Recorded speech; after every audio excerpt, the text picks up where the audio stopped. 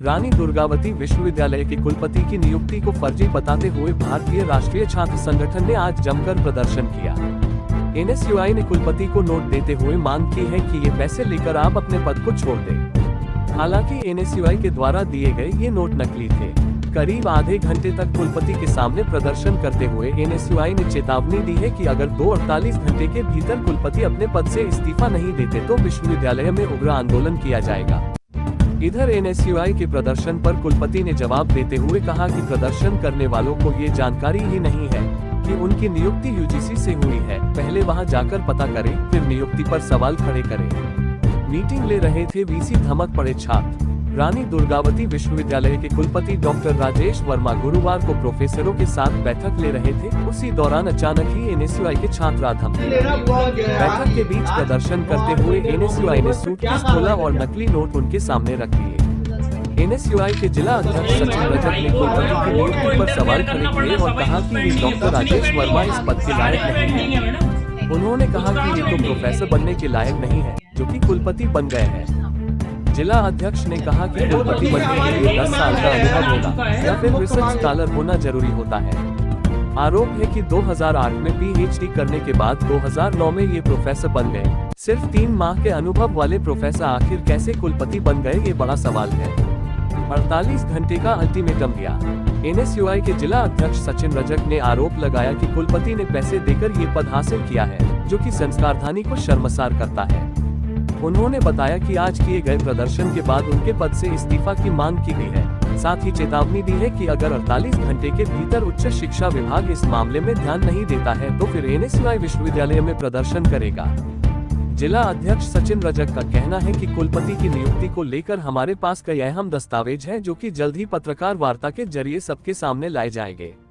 आधे घंटे तक चला हंगामा। दरअसल विश्वविद्यालय के सभी विभाग अध्यक्ष की कुलपति बैठक ले रहे थे। इसी दौरान अचानक ही एनएसयूआई के कार्यकर्ता हॉल में पहुंच गए और प्रदर्शन करने लगे।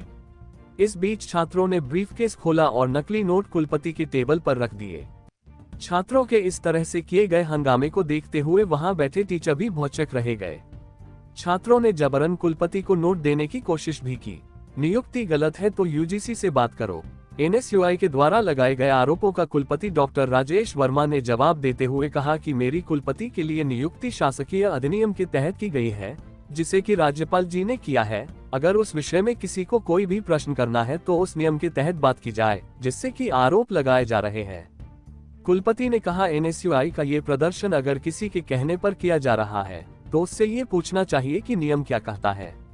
उन्होंने कहा कि नियम यूजीसी रेगुलेशन एक्ट से बनता है, वो इसे पढ़े और अगर कोई शंका हो तो विभाग प्रमुख प्रोफेसर से बात कर सकते हैं। करेंसी का किया है अपमान।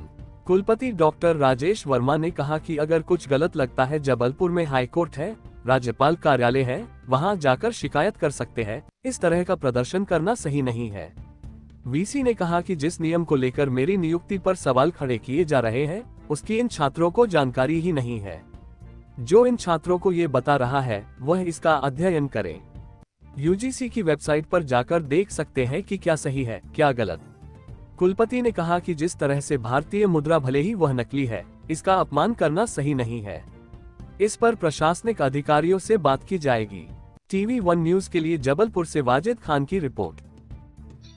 ये वीसी साहब को आज आप लोग ने नोट दिए हैं। जे कुलपति जो महोदय है, जो कुलपति बनने के योग्य ही नहीं है। जो व्यक्ति प्रोफेसर बनने के योग्य नहीं था, प्रोफेसर बनने के लिए 10 साल पीएचडी के बाद 10 साल का अनुभव होना या तो रिसर्च स्कॉलर होना, ऐसे यूजीसी के नॉर्म्स में है। जबकि हमारे कुलपति महोदय को प्रोफेसर 2008 में पीएचडी मिली है ना, 9 में ये प्रोफेसर बन गए। जिसको 3 महीने का अनुभव था पीएचडी होने के बाद, जो 10 साल का अनुभव नहीं था, वो कैसे प्रोफेसर बन गया। इसकी जांच भी चल रही है। जब जांच चलने के बावजूद भी आज वो कुलपति बन गए, इसके विरोध में हम आज आए थे नकली नोट लेकर, और उनको भेंट करा है कि जिस तरह से आपने पैसा देके यहाँ पर प्रोफेसर बने और कुलपति बने हैं, इसको तत्काल से इस्तीफा दे, अन्यथा एनएसयूआई उग्र आंदोलन करेगी। प्रमाण है आप लोग के पास? प्रमाण है। 2-3 दिन के बाद हम प्रेस कॉन्फ्रेंस के माध्यम से इसका बहुत जल्दी उजागर करने वाले हैं।